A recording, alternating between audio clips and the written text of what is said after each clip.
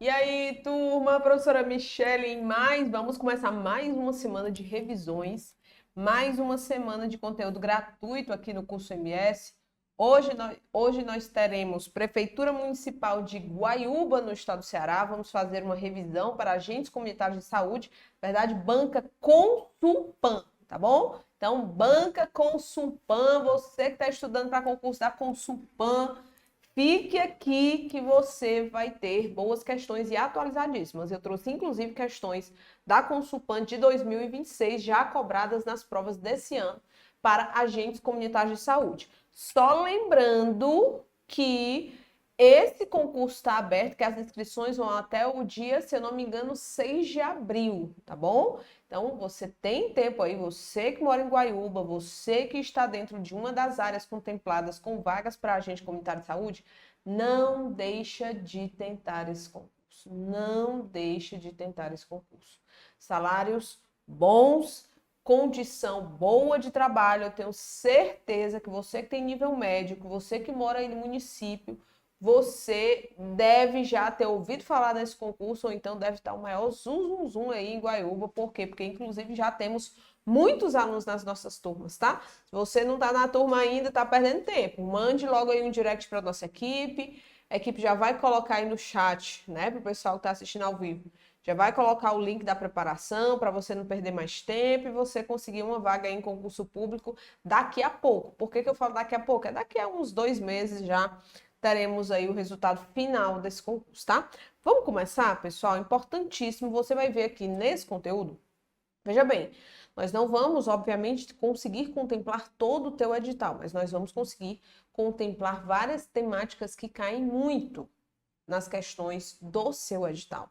Principalmente doenças infecto-contagiosas, essas temáticas, elas são vastamente exploradas em provas de agente comunitário de saúde, principalmente em agente de combate às endemias, mas falando de Consulpan, a Consulpan gosta muito de cobrar as doenças transmissíveis mais prevalentes, tá? Mais recorrentes aí dentro dos municípios, junto às populações, tá? De cada município. Então, tenha certeza que na sua prova você vai ver muitas questões sobre doenças infecciosas e parasitárias. Fechado, pessoal? Vamos começar aqui? Olha só, a nossa primeira questão, a questão já interessantíssima. Vou até colocar aqui, ó, para você ver uma coisa comigo. Por que, Michele? Porque eu queria realmente ver com você esse ponto aqui. Olha o que ele trabalhou aqui nessa primeira questão. Assinale a alternativa que traz uma diretriz da Política Nacional de Vigilância em Saúde. Vigilância em saúde é um tema que sempre está lá nas provas, tá?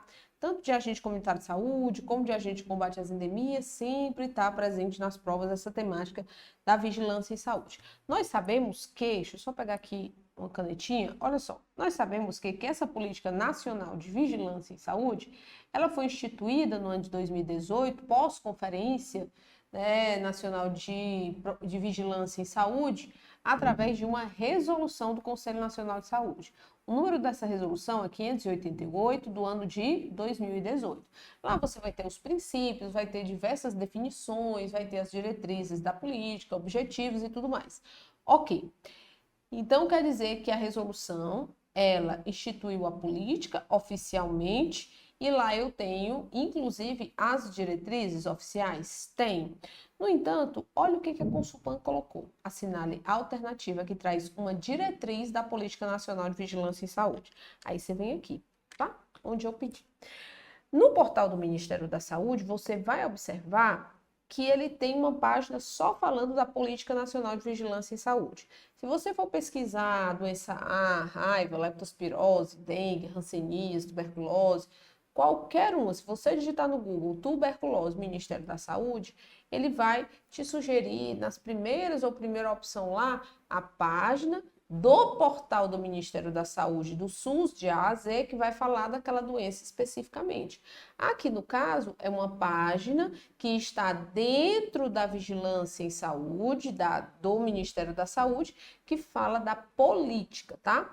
E aí, falando da política, ele vai falar que a política foi criada em 2018, que ela tem as ações, né, envolvendo vigilância sanitária, epidemiológica, ambiental e saúde do trabalhador. Ela vai falar dos princípios e diretrizes. Aí ele coloca aqui, ó, a política segue alguns princípios importantes. São esses somente? Não, tem outros princípios. Se você for cruzar o que tem aqui falando da política com o que eu tenho na resolução 588, você vai ver que a resolução, ela vai fazer um detalhamento muito maior e, inclusive, mudar alguns termos aqui, tá? E aí ela ainda coloca aqui, ó, para que os princípios sejam colocados em prática, a política estabelece algumas diretrizes. E aí ele estabeleceu 3 diretrizes, mas se você for para a resolução 588, você vai ver que eu tenho mais diretrizes, tá? Aí tem organização, responsabilidade compartilhada, gestão de risco, monitoramento, avaliação e financiamento. É como se fosse um resumo, né, de uma forma um pouco mais sucinta, bem mais sucinta, da resolução e trocando alguns termos. É realmente fazendo um resumo para que fique mais fácil o entendimento dessa política para uma pessoa, inclusive uma pessoa leigo que está entrando no portal e quer saber que política é essa, tá? O que é importante para você que está estudando para concurso aqui e está estudando para Consulpan especificamente? A Consulpan, ela cansa, ela faz isso numa rotina impressionante. Ela vai no portal, ela quer trabalhar uma doença, ela pega uma informação no portal do Ministério da Saúde sobre aquela doença especificamente, sobre aquela política especificamente e joga lá na questão. Se a questão tivesse falado o seguinte, assinale a alternativa que traz uma diretriz da Política Nacional de Vigilância em Saúde, segundo a resolução 588 de 2018, aí ela estaria errada.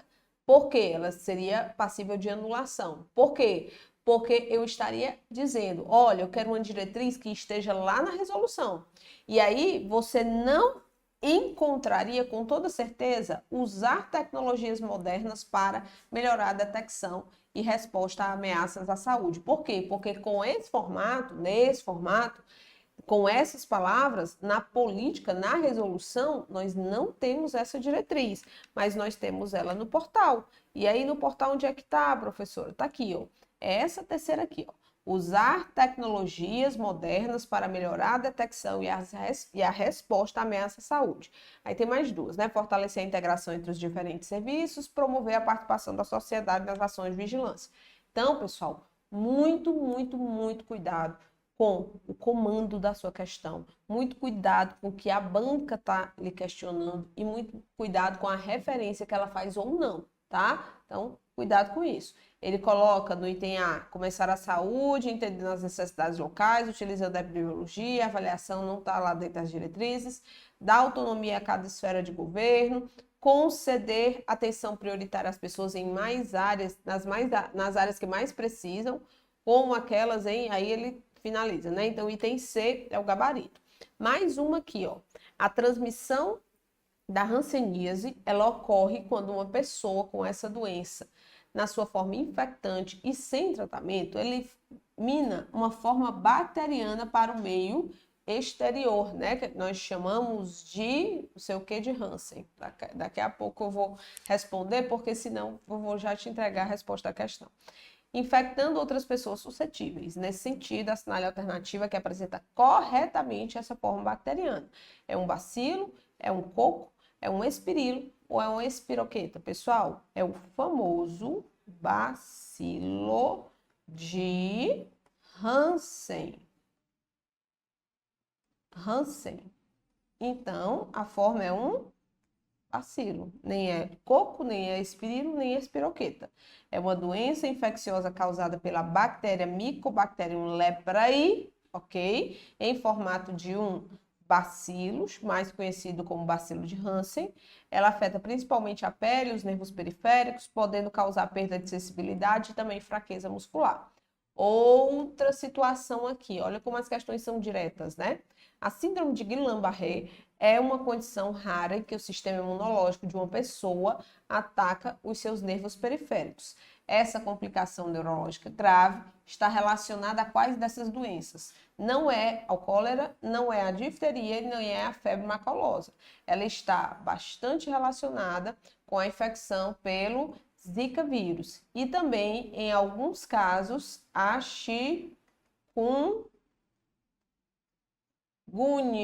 também pode apresentar alguns casos, né, envolvendo aí a síndrome de Guillain-Barré. Mas nesse caso aqui da questão, item D, Zika vírus. Olha o que eu coloquei aqui para ti, ó. A síndrome de Guillain-Barré é respondendo questões e revisando conteúdo, né? É uma doença autoimune, ela é rara, onde o sistema imunológico ele ataca nervos periféricos, causando fraqueza muscular rápida, formigamento e, em casos graves, paralisia e insuficiência respiratória. Frequentemente, ela está engatilhada por infecções virais ou bacterianas. A condição exige hospitalização imediata para tratamento com imunoglobulina ou então a plasmaférese, tá? Outra aqui direta que vai falar especificamente de algo relacionado, né, de um tema relacionado ao meio ambiente. Olha aqui o que essa questão pergunta. Questão muito capciosa, porque você teria que lembrar do decreto, teria que lembrar do ano, o número, tudo direitinho. A cenário alternativa que apresenta o decreto federal vigente que instituiu a Comissão Interministerial Permanente de Prevenção e Controle do Desmatamento. Restabeleceu o plano de ação para a prevenção e controle do desmatamento na Amazônia Legal e dispôs sobre os planos de ação para a prevenção e controle do desmatamento no Cerrado, na Mata Atlântica, na Caatinga e no Pampa e também no Pantanal, tá? Pessoal, que decreto ministerial é esse? Na verdade, esse decreto é o decreto de número 11.367 do ano de 2023. E aqui eu tenho o preâmbulo do decreto, tá bom? Instituiu a Comissão Interministerial Permanente de Prevenção e Controle do Desmatamento, restabelece o plano de ação para prevenção e controle do desmatamento na Amazônia, dispõe sobre os planos de ação para prevenção e controle do desmatamento no Cerrado, na Mata Atlântica, na Caatinga, no Pampa e no Pantanal. Então, diante disso, não é a 11.376/2023, não é a 367/2024, nem é o 376 de 2024. O gabarito é o item 367. Olha aqui, ó, um número, ó, uma troca de número, de lugar, né, do número. Mudaria tudo, né? Porque o resto tá tudo igual. Então, item A é o gabarito da nossa quarta questão. Vamos para a quinta? A leptospirose. Olha como já estamos na quinta questão. Revisão aqui tá rápida, né? Rapidíssimo. Leptospirose, olha aí. Leptospirose é uma doença infecciosa febril aguda de origem bacteriana, né? Do gênero Leptospira, ok? Leptospira, que representa, deixa eu colocar aqui, ó. Leptospira, que representa um importante problema de saúde pública em áreas urbanas, principalmente em períodos chuvosos. Sobre a doença, sobre a leptospirose, o que está correto? A leptospirose é causada por um protozoário. Não é um protozoário, gente. Acabei de falar que é uma bactéria, inclusive a questão mesmo falou, tá bom? Transmitido pelo mosquito Aedes? Claro que não. Item B. A infecção ocorre principalmente pela inalação de aerossóis. Não, é pelo contato com águas contaminadas, principalmente com a urina de roedores infectados com essa bactéria, tá? A leptospirose é causada pela bactéria Leptospira interrogans, ok? Transmitida principalmente pelo contato da pele ou mucosas com água ou solo contaminado por urina de roedores, e a prevenção inclui o controle desses roedores e o uso de EPIs. Show de bola! A transmissão da leptospirose ocorre pela picada de carrapatos infectados, sendo sua principal forma de prevenção e vacinação. A prevenção e a vacinação de animais domésticos também está incorreto. Não estou nem falando de febre maculosa, né? Então tá incorreto. Gabarito da nossa questãozinha aqui, item C de coisinha linda. Coisinha linda da titia. Ó, pausar aqui um pouquinho para você deixar seu like, tá? Vou esperar você deixar seu like, vou esperar você mandar aí para os seus colegas que vão fazer o concurso, né? Ou que estão estudando com o Supan. Então, vamos lá. Se não está inscrito no canal, se inscreva, porque toda semana, inclusive essa semana, teremos mais, pessoal, 2 aulas, 2 lives para Enare. Para quem vai fazer Enare esse ano, nós estamos orientando desde o início o que é que você precisa para poder ser aprovado como próximo residente, você que é de qualquer categoria aí de profissionais da área da saúde. Enfim, é isso. Vamos para a próxima? 6ª questão. Trata-se de uma antropozoonose. Ela é de alta prevalência e significativa morbimortalidade, também denominada de trypanossomiase americana. Apresenta evolução clínica em 2 fases. A fase aguda, que pode ser assintomática ou sintomática, e a fase crônica, que pode apresentar as formas indeterminada, cardíaca, digestiva ou cardiodigestiva. A transmissão ela ocorre por meio principalmente de um vetor, um triatomínio, que ao se alimentar de mamíferos com uma elevada parasitemia, ok? Torna-se infectado e posteriormente ao picar outro hospedeiro, incluindo o ser humano, pode transmitir esse agente etiológico. O agente etiológico que eu estou falando, pessoal, é o T-cruzi dessa doença. T-cruzi, não sei se é com Y, não, é com I mesmo. T-cruzi de Trypanosoma cruzi, tá? Trypanosoma cruzi. Esse Trypanosoma cruzi, ele é o agente etiológico da doença de Chagas. Carlos Chagas foi o sanitarista que descobriu toda a epidemiologia da doença de Chagas, tá bom? E ele mesmo colocou esse nome aqui no agente etiológico, né? Que é o T-cruzi. E esse cruzi aqui foi em homenagem ao seu mentor, ao seu orientador, que foi o doutor Oswaldo Cruz. Entendeu, pessoal? Então, tá aí. Não é malária, não é febre amarela, não é leishmaniose visceral. E temos a 7ª questão. Quando um agente comunitário de saúde está em uma situação com a presença contínua de uma enfermidade, presença contínua de uma doença ou de um agente infeccioso em uma determinada zona geográfica, ele está diante de um quadro epidemiológico denominado de, pessoal, presença constante, presença habitual de um agente etiológico de uma doença, é processo endêmico. Tá bom? Então, nós temos aqui, no caso, uma endemia. Se fosse uma epidemia, é um aumento vertiginoso do número de casos em uma determinada região, tá? Em um estado inteiro, em um país inteiro, aí eu posso considerar uma epidemia. Pandemia é quando essa epidemia ela explode para diversos países, inclusive diversos continentes, tá bom? E o surto é o aumento vertiginoso de casos de uma determinada doença, de uma determinada patologia, mas em espaços limitados, como um hospital, uma unidade de terapia intensiva, uma rua, uma vila, uma escola, uma creche, um quartel, entendeu? Esse é um processo chamado de processo de surto. E o surto, quando eu estou falando da epidemiologia, tá bom? Então aí é endemia. Com relação à raiva, pode-se afirmar, conforme o Ministério da Saúde, 2016, é uma questão de 2026 caindo, referência 2016, mas não vai mudar não, gente. Aqui é praticamente o mesmo entendimento e as mesmas informações, tá? A oitava, ela diz que no item A raiva é uma zoonose bacteriana. Não, a raiva é uma doença viral. É uma doença, raiva, anota aí, ó.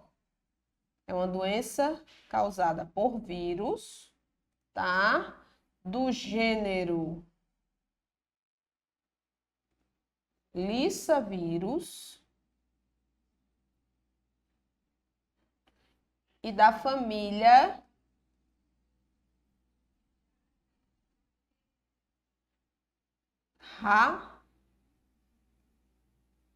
Rabidoviridae.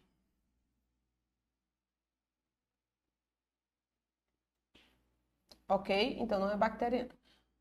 O vírus da raiva, ele está contido na saliva do animal e consegue penetrar os organismos principalmente por meio da mordedura e da arranhadura, com certeza. Aqui é a forma de transmissão. Bem, são considerados reservatórios silvestres as jaritatacas e os guaxinins? Não, o principal é o morcego, pessoal. É considerado uma zoonose causada por vírus, que pode provocar encefalite aguda temporária com 75% de chance de cura. Não, gente, tem quase 100% de letalidade. Ok? Nona questão. A teníase é uma doença causada pela Taenia solium. É um dos tipos, né? A teníase, pessoal. A tênia, ela pode ser solium. Ela é ocasionada pela carne de porco ou a saginata. Esses dois tipos principais mais caíveis em prova, né? Carne de boi, tá? A teníase é uma doença causada pela Taenia solium. E aqui na solium também, se forem os ovos, tá? A gente chama de cisticercose.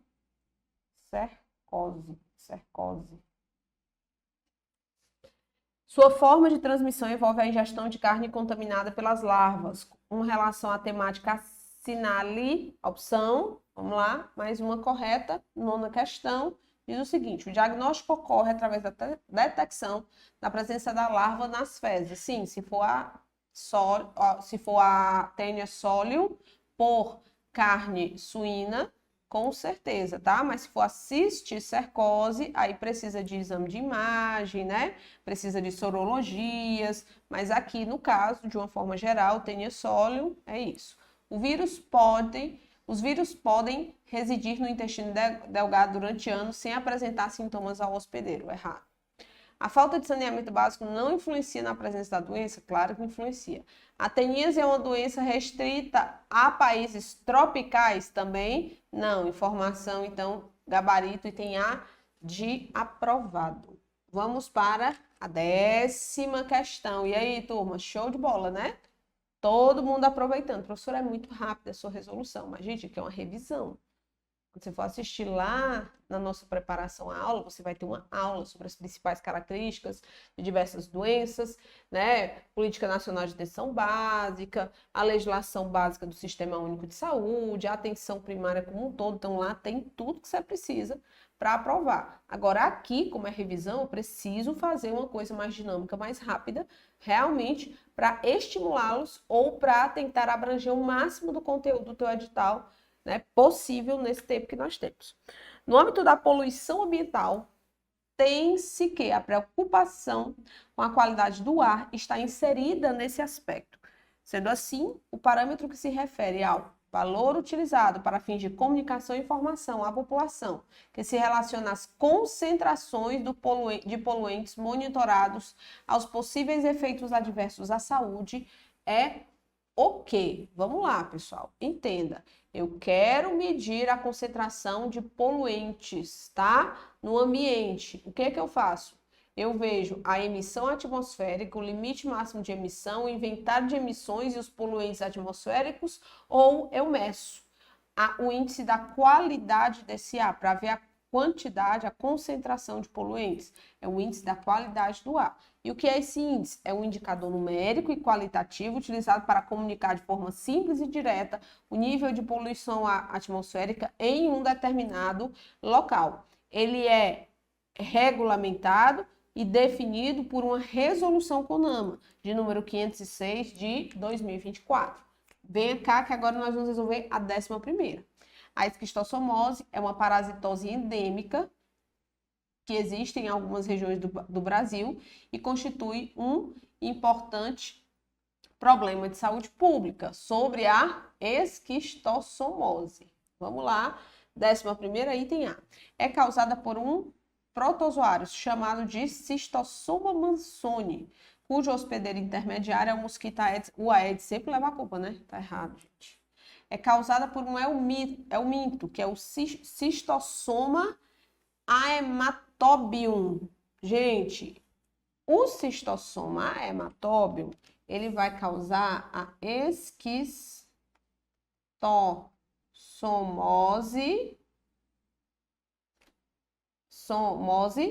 urogenital. Tá? Então, não é causado pelo helminto Cistossoma aematobium. É transmitida por ingestão de alimentos contaminados, apresentando um período de incubação de 1 a 3 dias e a transmissibilidade de pessoa a pessoa. Errado.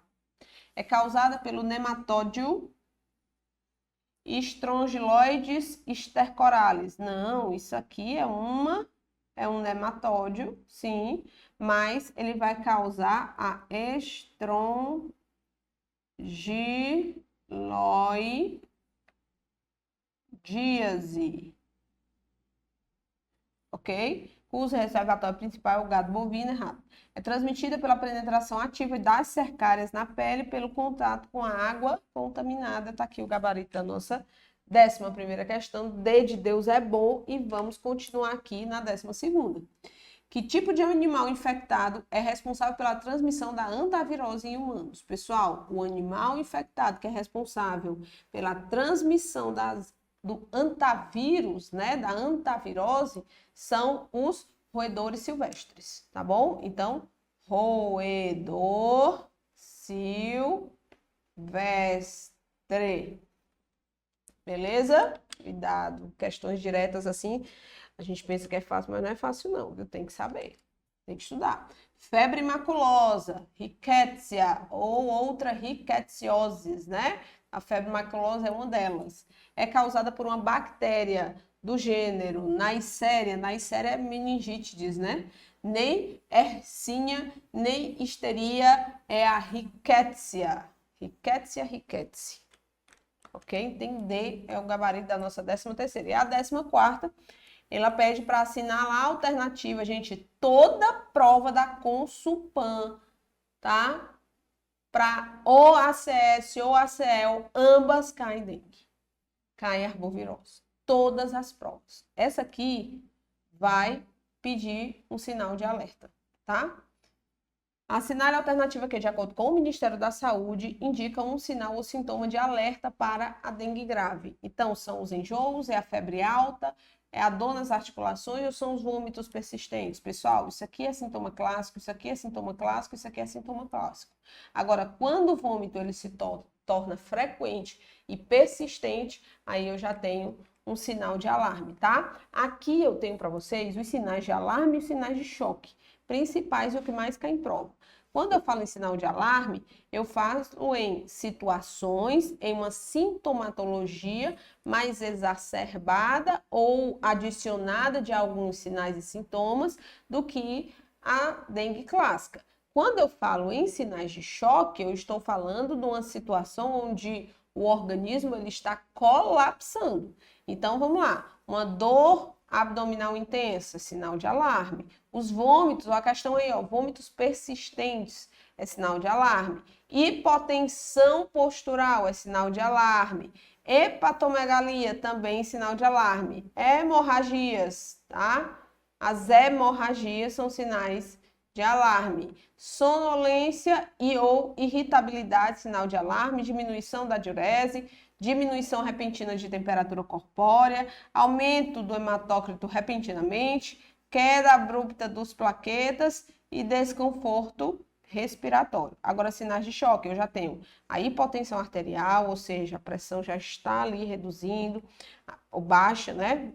Pressão arterial convergente, extremidades frias, cianose, pulso rápido e fino, enchimento capilar lento maior do que 2 segundos. Aqui, sinais de alarme, sinais de choque, e aqui ele pediu um sinal de alarme da dengue. Fechou? Ó, não esqueça, preparação mais com o melhor preço do mercado. Não tem outra preparação. E é a melhor preparação, a que mais aprova agentes comunitários de saúde, agentes de combate às endemias e profissionais da área da saúde de uma forma geral, tá? Se você quiser adquirir toda a preparação, com todos os conteúdos, português, raciocínio lógico, informática, né? Todos os conteúdos de conhecimentos gerais e a parte específica para a sua prova, você só vai clicar agora ou na descrição do vídeo, ou aqui nesse chat, tá? Nesse chat, ou então no nosso atendimento personalizado, e você só vai pagar um valor que você pode parcelar em até 6 vezes sem juros, de R$ 66 e R$ 17. Pessoal, não tem uma condição melhor do que essa, tá? Então, eu te agradeço muito. Live rápida, live objetiva, live direta. E nós resolvemos, acho que umas 14, 15 questões, não foi? Ó, boa revisão. Então, aguardo você na nossa preparação, tem muito mais, né? Tem muito mais conteúdo. E você que está na preparação, que está vendo, porque esse conteúdo aqui, essas revisões em questões, elas saem aqui do YouTube daqui a pouco, né? E elas vão lá para a plataforma e ficar para os nossos alunos também, como uma revisão mais recente de conhecimentos específicos, tá? Você que está na preparação, não deixa de assistir a essa aula e quando chegar pertinho, assiste novamente as aulas de questões. Tchau, tchau, tudo de bom, até a próxima.